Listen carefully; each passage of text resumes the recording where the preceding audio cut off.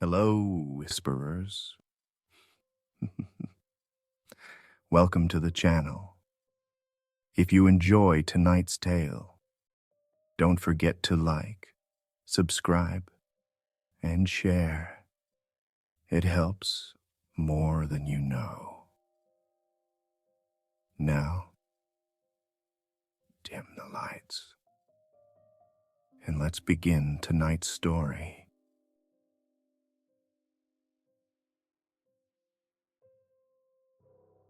The air in Big Thicket felt heavier than anything I'd breathed in months. Not hot, just thick in a way that clung to the back of the throat. The kind of air that made sound travel wrong. Pine needles coated the ground in a deep red-brown carpet, and every step seemed to vanish into it, instead of crunching the way you'd expect. I'd grown used to forests that made noise when you moved through them. This place stayed quiet, like it was listening. The ranger who met us looked like he hadn't slept in a week. Tall guy, mid-50s, sun-beaten face, uniform that had seen better years. He walked toward us with his hat in his hands, eyes glued to the tree line behind us more than he looked at us. "You the team from up north?" I nodded. He didn't offer a handshake. He just wiped one palm on his pants, then motioned for us to follow him down a dirt path that disappeared under the pines. "This thing don't stalk you," he muttered. "It waits for you. That's worse." Dalton shot me a look. Friendly place. Mercer walked on the ranger's other side, taking in everything. The broken branches overhead, the soil patterns, the faint drag marks like something heavy had been pulled through the needles. He bent down and tapped one of the impressions with his gloved fingers. "This the first victim?" The ranger swallowed. "First one we found. Probably not the first it took." He led us to a clearing near a narrow creek. The body was gone, picked up earlier by state officials, but the ground still told the story. The soil was torn open in long rips, pine needles kicked up in a wide arc. A bloody imprint stained the creek bank where someone had been dragged, chest down, into the water. A chunk of rib sat half buried in the mud, bent outward. Not cut, not bitten. Pride. I crouched next to it, feeling a chill run through my arms. Cougar wouldn't do this. Mercer shook his head. Bear neither, and nothing this size moves this clean. The ranger didn't argue. Tracks don't match anything we got here. Sometimes it walks on its feet. Sometimes on its hands, I guess. He hesitated before adding, "Folks round here call it the beast, something that didn't die out when the world changed." We followed him deeper into the preserve. The trees pressed closer together the farther we went, hanging moss brushing at our shoulders. It was a maze without walls, and that's when I noticed them. The clearings, not natural ones, straight lines cut through the underbrush, clean as if a bulldozer had rolled through but without any tire marks. Just long paths carved into the brush, silent and perfect. Something big had dragged its kills home this way, over and over, flattening the forest in long corridors. I pointed at one of them. "How far do these cuts go?" The ranger didn't look at me. "Miles." Dalton exhaled slowly. "Great."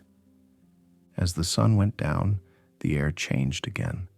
It got colder faster than it should have. The fog didn't roll in. It sank, settling low across the ground in thin sheets that clung to the ankles and made the cuts look like trenches filled with white smoke. We stopped at a small campsite. Torn tents, scattered gear, a fire pit still warm to the touch. The ranger's voice cracked a little when he spoke. "2 folks were camping here last night, both gone."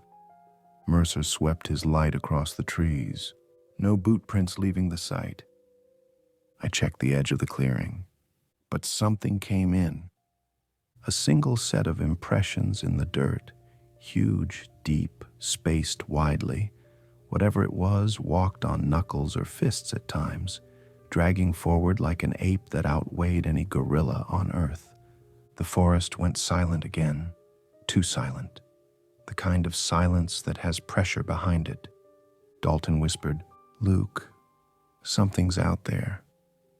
I lifted my rifle and stepped closer to the tree line, trying to see through the murk between the trunks.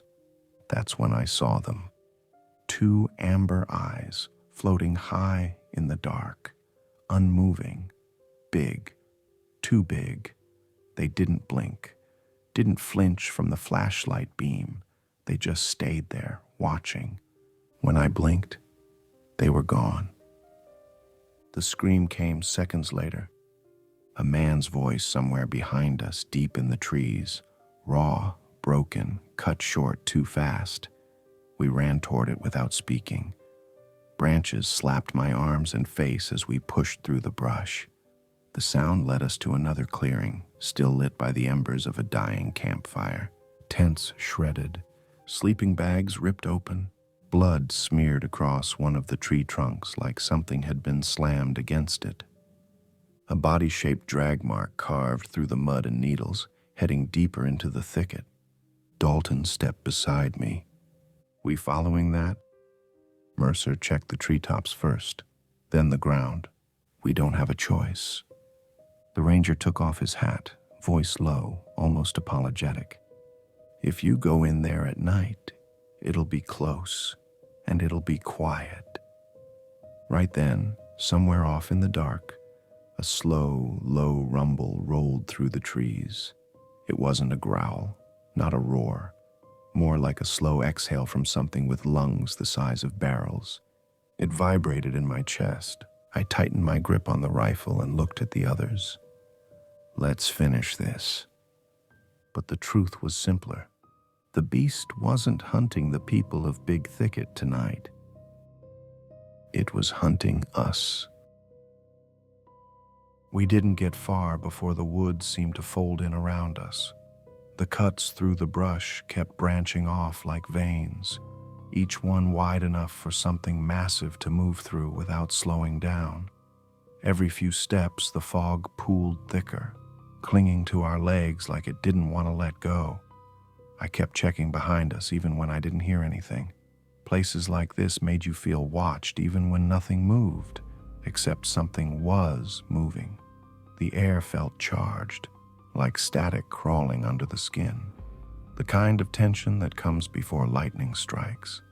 Mercer led, sweeping his light across the trees in long arcs. Dalton stayed behind me, his steps quiet but steady. I tried to map the paths in my head, but they twisted and rejoined so often that every direction looked the same, like walking in circles carved by claws. Dalton exhaled softly behind me. "Feels like it's waiting to pick the moment." Mercer didn't look back. "It hunts in loops, circles prey into choke points." I found myself whispering without meaning to. "Meaning we're already inside one." The forest answered with silence so heavy it made my stomach knot. No insects, no wind, no shifting branches. Just our breathing and the occasional drip of water falling from moss onto the leaves. We reached a narrow creek with black, still water. Something had moved through it recently. Mud was displaced in long streaks. A small pile of what looked like fur and torn cloth sat half submerged on the bank, glittering with moisture.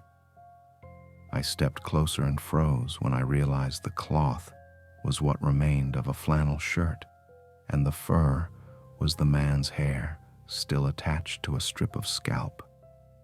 Dalton's voice was low. He tore him open from behind. Mercer knelt beside the drag marks. It carried him upright for a bit, then dropped him. Hear that? I didn't at first. Then I did. Soft knocking, not natural, not random. A slow rhythmic strike on wood, deep in the trees behind us. A warning or a signal. Something pressed against the back of my mind, telling me to turn around slowly. I barely began to turn when the forest exploded. A wall of fur and muscle slammed into me, hard enough to lift me clean off my feet. My back hit a tree so hard spots burst across my vision.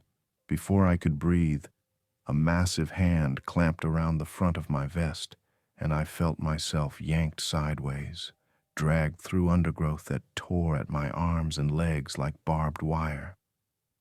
My flashlight ripped free and vanished into the dark. Dalton shouted my name, but the sound disappeared behind me as the beast dragged me deeper into the thicket, branches snapping around us in a circle as it moved. Its speed didn't make sense. Its grip didn't either, strong enough to drag me, but controlled, like it wanted to pull me apart at its own pace. I tried to twist free, but its claws dug in harder, not cutting, anchoring. It hauled me another few yards before stopping abruptly near a cluster of fallen logs tangled in vines. The ground there was soft and uneven, like a pit had collapsed long ago. The beast flung me into the hollow hard enough to drive the air out of my lungs. I rolled onto my side, coughing, trying to get my bearings. All I saw at first was its shape. Massive shoulders hunched forward, thick, bristled fur, claws that flexed in slow rhythms like they were testing the air. Amber eyes staring down at me without a single blink. It didn't roar, it didn't posture, it just breathed, a deep, steady rumble that shook the dirt. I reached for my knife because my rifle was gone. My fingers closed around the handle just as the beast stepped down toward me, its weight cracking branches underfoot without strain. It lowered its head, sniffing at my face like something trying to decide what part of me to take first. A faint click echoed from somewhere behind us. The beast jerked upright. A flare streaked between the trees, bursting in a white-red flash that washed over the clearing. The creature recoiled, swiping at the light with one huge arm. I scrambled up the slope of the pit, grabbing onto roots and slipping twice before managing to crawl out. Dalton broke through the brush first, panting hard, a flare gun smoking in one hand. "Luke, move!" Mercer came right behind him, firing another flare into the trees. "It's repositioning. Go!" Branches snapped behind me, heavy, fast. The beast circled the hollow in a wide arc, using the brush to hide its approach. I grabbed Dalton's arm as he hauled me upright. But the creature came again, crashing through a thicket so violently the ground shook. Mercer shoved us out of the way just before it hit the spot where I'd been standing. Its claws tore a young pine clean in half. Sap sprayed across the ground like blood. Dalton swung a broken limb like a spear, jabbing it upward. The beast twisted away from the strike, moving with eerie fluidity for something its size. It swiped at Dalton, claws grazing his jacket and ripping open the sleeve. I lunged forward and drove my knife into its forearm. The blade barely sank in, but the beast jerked its limb back fast enough to rip the knife from my hand. I stumbled backward, breathing hard. Mercer shouted, "It's pushing us toward the bog. Keep moving." And he was right. The attacks weren't random. The paths weren't random. The beast was guiding us, all of us, deeper into the preserve, toward the darkest part of the thicket, where the ground turned soft and the air turned wet. We regrouped near a twisting grove of cypress trees, breath ragged, rifles shaking in our hands. The beast didn't follow immediately. It stalked somewhere beyond the fog, circling again, planning the next hit with a patience that made my skin crawl. Dalton wiped blood from his cheek. "Luke, it wanted you. First hit was on you." Mercer didn't take his eyes off the woods. That means it thinks he's the weakest, or the most worth dragging. He adjusted his grip on his rifle. Either way, we're in its territory now. The ground beneath us sloped downward. The smell of swamp drifted in. The fog thickened into a curtain. And somewhere beyond the trees, something massive stepped into the mud with a slow, deliberate splash. The beast wasn't done. Not even close. The deeper we moved, the more the forest felt like it was holding its breath. The fog settled low against the mud, and the ground went from firm to uncertain in a matter of steps. Every inch felt wrong, like the earth didn't want to support our weight anymore. Cypress roots twisted in and out of the soil like bone, and each time I put my boot down, my ankle sank a little deeper. The sounds behind us had stopped, which somehow made everything worse. The beast wasn't stalking now. It was positioning. Mercer held up a hand, slowing us. His breath came out cold in the damp. This is where it wants us. Dalton scanned the trees, jaw tight. Yeah, well, it's gonna regret bringing us here. I didn't answer right away. The smell of sulfur and stagnant water hit me with the next breeze, thick enough to coat the back of my throat. Something big had been through recently. Branches were broken. Mud churned into deep, circular impressions that made my stomach twist. These weren't footprints. They looked more like landing spots, like it had leapt between them on all fours. I whispered, "It's close." Mercer nodded once. "Then let's finish this." We didn't have time to plan anything more. The beast hit us like a train. A wall of fur and claws burst from a stand of dead brush and slammed straight into Mercer, throwing him into the mud hard enough to send water flying. Dalton fired a burst into its flank, but the creature barely flinched. It was huge up close, bigger than any dogman we'd ever fought. Its shoulders looked carved from oak, and its jaw stretched wider than seemed possible. It lunged at me next, claws raking across the front of my vest and spinning me back into the bog.